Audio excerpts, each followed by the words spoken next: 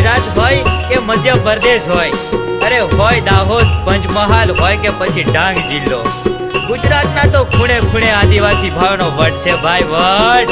હા હો, રાજકારણમાં પણ મારા આદિવાસી ભાઈઓનો વટ છે, વટ. એક હાથમાં કોમઠી અને બીજા હાથમાં તીર, હાથમાં મોબાઈલ વાળા આદિવાસીઓ, દેશ દુનિયામાં શું વટ છે તમારો?